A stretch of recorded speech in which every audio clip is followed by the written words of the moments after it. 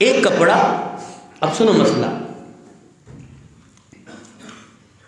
کپڑے میں شلوار اور تہمت کا سائز اتنا ہونا چاہیے کہ ہمیں ٹخنے ظاہر کرنے کے لیے شلوار کو اوپر کرنا ہی نہ پڑے۔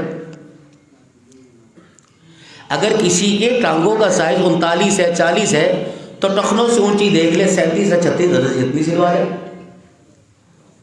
بعض حضرات کے نزدیک شلوار کو یعنی نیفے کو اوپر کرنا، اونچا کرنا، وہ کہتے ہیں یہ گناہ ہے، بدعت ہے، شلوار کو اپنی حالت پہ رہنے دیا جائے۔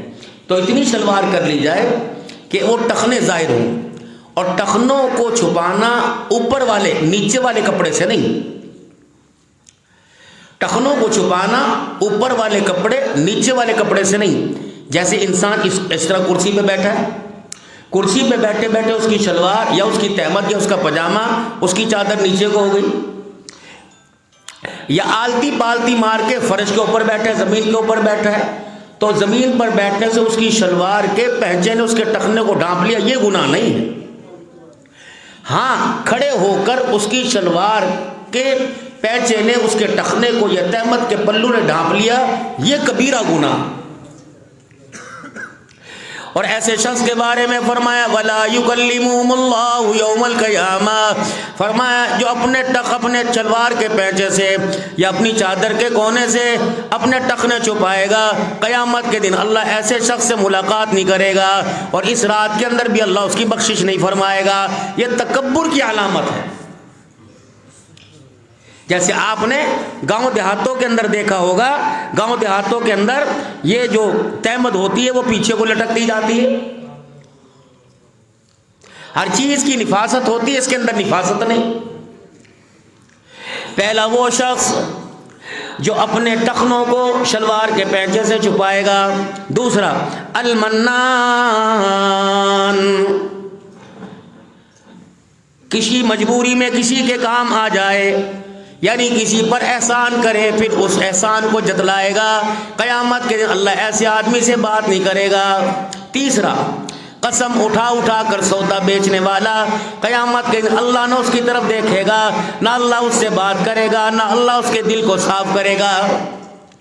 تو اس رات کے اندر پہلا مشرک، شراب پینے والا، اور تیسرا تکبر، شلوار کے پیچھے سے ٹخنے چھپانے والے کی اللہ بخشش نہیں فرماتے۔ چوتھا والدین کا نافرمان ہے۔ ماں باپ کو میرے عزیزو اتنا تنگ کر دیا کہ اس سے تنگ آ کر ماں باپ کی نافرمانی ہو گئی، اور ماں باپ نے رونا شروع کر دیا اور لوگوں کے اندر اس کے گلے کرنا شروع کر دیے۔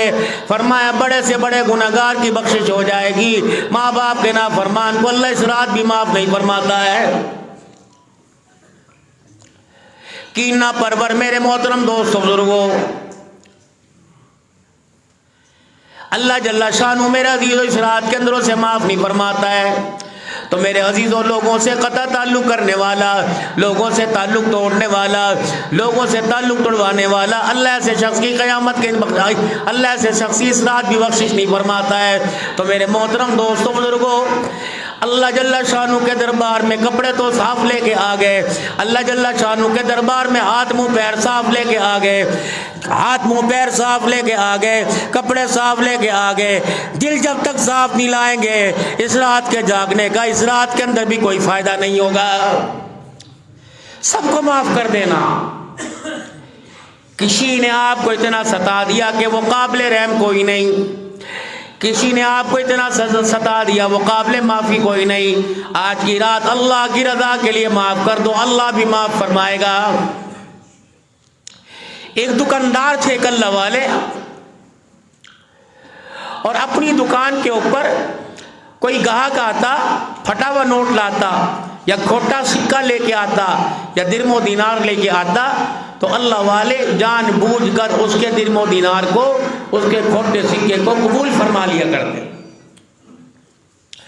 اور وہ بڑا حیرت زدہ ہوا کرتا اور لوگوں میں جا کے باتیں کرتا، وہ فلانا دکاندار ہے نا، اس دکاندار کو میں کھوٹا سکہ دے کے آیا، اس نے کھوٹا سکہ قبول کر لیا۔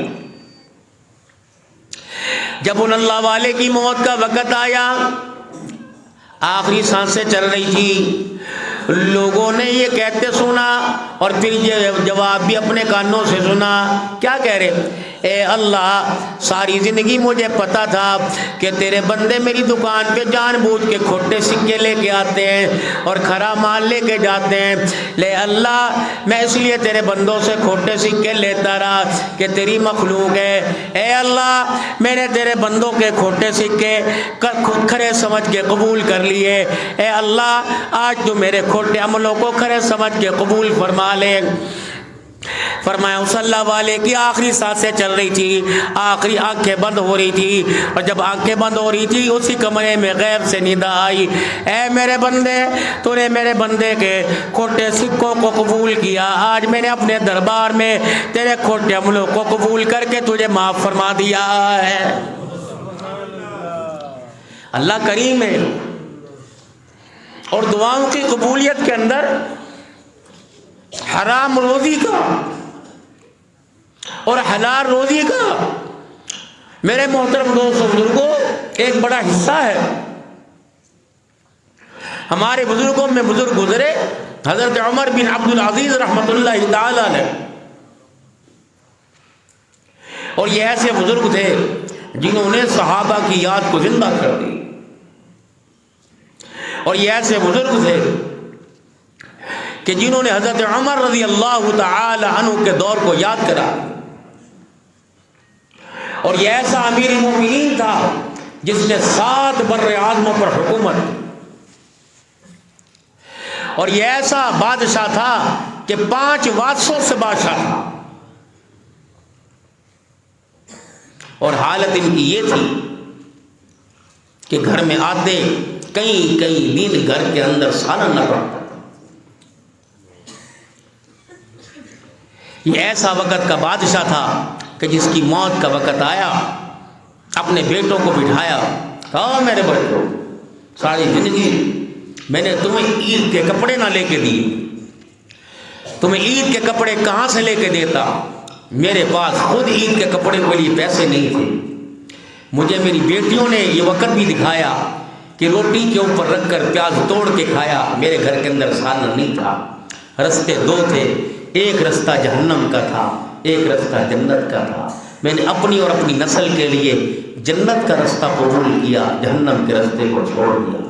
چاہتا تمہیں سونے کے برتنوں میں کھانا کھلا سکتا تھا, لیکن میں نے وقت 5 بر اعظموں کا بادشاہ بن کر تمہیں مٹی کے برتنوں میں کھانا کھلایا, لیکن آج مطمئن ہوں کہ اللہ کے دربار میں کامیاب ہو کر جا رہا. فرمایا جب موت آئی کفن میں لپٹے ہوئے تھے, جنازہ قبرستان میں تھا اور قبر میں اتار رہے تھے, آسمان سے ایک پرچی نمودار ہوئی جو وہ ہواؤں کے سائے میں اڑتی ہوئی آئی. وہ پرچہ عمر بن عبد العزیز کے سینے پر آ کر گر گیا. اس پرچے کو کھول کے دیکھا تو لکھا ہوا تھا بسم اللہ الرحمن الرحیم براءۃ من اللہ, اللہ اکبر, عمر بن عبد العزیز. او لوگوں گواہ ہو جاؤ, جہنم کی آگ سے عمر بن عبد العزیز کو اللہ نے آزاد کر دیا. اب تقویٰ کتنا تھا, کھانے پینے میں ان کا حال کتنا اور کمال کتنا تھا. 5 بر اعظموں کا خلیفہ, اردن کے گورنر نے بہترین قسم کی اردن کی تیار کی ہوئی وہاں کی پیداوار کی کھجوریں, اس کے 2 ٹوکرے حضرت عمر بن عبد العزیز رحمۃ اللہ تعالی علیہ کے پاس بھیجے اور پیغام دیا. وہ ڈاکیے جو ڈاک لے کے آیا کرتے تھے اور مدینے سے ڈاک پوری دنیا کے اندر پہنچایا کرتے تھے, غنیمت سمجھا کہ یہ ڈاکی آئے ہوئے ہیں اور ان ڈاکیوں کے ہاتھ میں کیوں نہ وقت کے حکمران کو, امیر المومنین کو کھجوروں کا تحفہ نہ بھیجوں. تو 2 ٹوکرے عمدہ کھجوروں کے عمر بن عبد العزیز کو بھیجے اور ان ڈاکیوں کے ہاتھ بھیجے جو ڈاک لے کے مدینے سے باہر جاتے تھے. جناب عمر بن عبد العزیز رحمۃ اللہ تعالی علیہ کی خدمت میں جب وہ 2 ٹوکرے کھجوروں کے آئے, آپ نے پوچھا کہاں سے, کہا اردن کے گورنر نے بھیجے. فرمایا وہ میرا کیا لگتا ہے, بیت المال کی تنخواہیں لینے والا مجھے کھجوروں کا تحفہ کیوں بھیج رہا ہے؟ پتہ لگا کہ ذاتی مال سے، اپنے مال سے کھجوریں خرید کے بھیجی۔ فرمایا کون لے کے آیا؟ کہا ڈاکیا لے کے آیا۔ فرمایا